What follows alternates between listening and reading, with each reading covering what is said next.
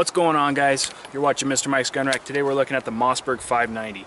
I've had this shotgun for a long time. It's actually the first shotgun I ever purchased. Had it now for about 5 years or so. Been a super reliable gun for me. I've got over 4,000 rounds fired through this gun, about 4,000 rounds, somewhere around there. Been completely reliable, no problems, as should be with a pump shotgun.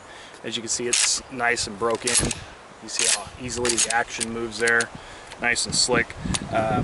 Put the Magpul furniture on it, give me some better ergonomics. I'm out here today because I'm testing some Remington reduced recoil double-aught buckshot. So I'm going to put that on paper and see how that goes. So I've paced off the distance about from one end of my living room to the other, which would be about the longest shot in my house. I'm going to shoot it with this Remington reduced recoil double-aught buck and just see how it patterns.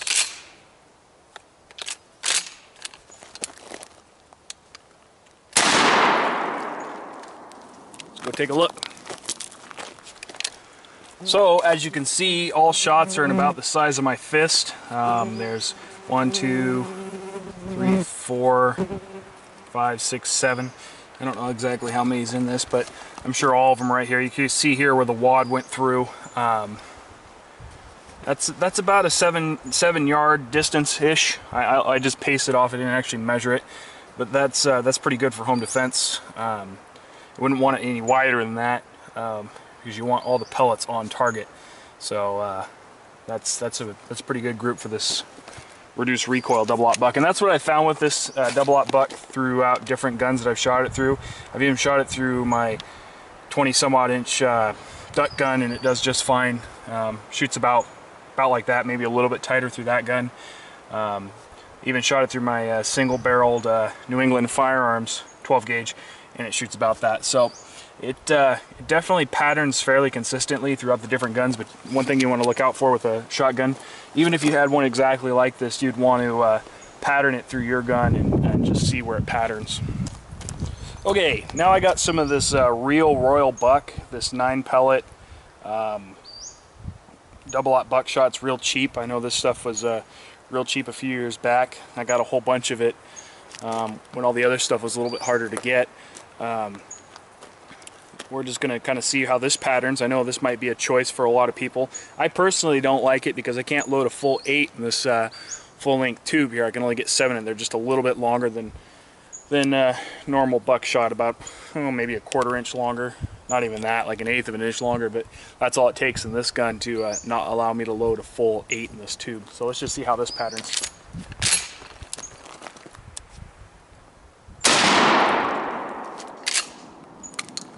See how we did. Okay, so I just patterned the Rio double-aught buck 9 pellet, and looks like the group opened up quite a bit, not a whole lot more. You can see here's where the wad went through, and we got 1, 2, 3, 4, 5, 6, 7, 8, 9. Oh, that's weird. So anyways, we got them here. They're a little bit bigger than this group. This group here is from the reduced recoil double-aught buck. This here is the Rio cheap stuff. You can get at Cabela's for next to nothing.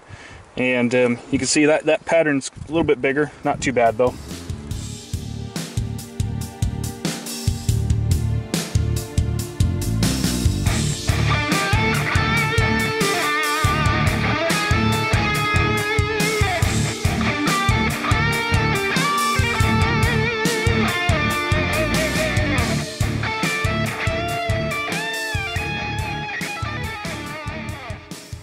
So I've had this shotgun for quite some time now.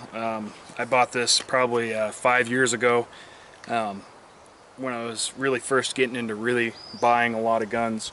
This is the first shotgun that I ever bought, and it's been completely reliable ever since then. Right around 4,000 rounds fired through this shotgun, not a hiccup, not a problem, which is to be expected from a pump action shotgun. Nothing's broke on it. I went with the 590 model over the 590A1 model, mainly because I didn't want the heavy barrel. I've heard stories that the plastic trigger guard on a Mossberg can break. You know, if that's a problem to you, you can pony up and buy the 590 A1 model. If it's not a problem to you and it does break, you could always go on Brownells and order a all-metal trigger guard for right around 200 bucks last I checked. But it hasn't broke, hasn't been a problem. Also, you can buy a metal safety. I left the plastic one on there, hasn't broke off yet. This gun didn't come with the Magpul furniture. I put that on there myself. That's actually a relatively new addition for this shotgun. It came with just your plain black plastic furniture with your long stock designed for shooting ducks, which is funny because this shotgun is clearly not designed for shooting ducks. Has a improved cylinder choke on it, and shoots good. Pattern's nice with everything that I put through it. You know, all fist-size patterns within reasonable home defense distances. Has the ghost ring sights on it. Now I hear people talking like you should just have your bead sight, and that's fine. Bead sights work just fine. The advantage of these is it gives you distance with slugs. Doesn't really make a difference with buckshot. Some people say they're too busy, some people don't like them. I haven't had any issues with them. If you're looking at just the front post, it's just like a bead on a front shotgun, or a bead on a normal shotgun, with the advantage to be able to shoot further out. Like I said, I've been able to hit 100-yard targets with slugs, human silhouettes with slugs, with some reasonable accuracy. I have one of these Tac Star side saddles on them. You know, I bought that when I bought the shotgun, and you know, they're okay. I think if I had it to do over again, I'd probably just put the Velcro side saddles on there. Those are pretty good. I have another one of those on another one of my shotguns, and works good. Doesn't require any bolting anything to your gun. This one's been fine though. It hasn't fallen off or broken or anything like that. And I've heard that they break. Holds the shells good. They haven't gotten loose. One of the advantages of the Magpul furniture, it gives you a place to put a light. As you see, I just got a plain Jane Streamlight Polytac on there. Probably going to swap that out for a Surefire one of these days. The Streamlight Polytacs are okay.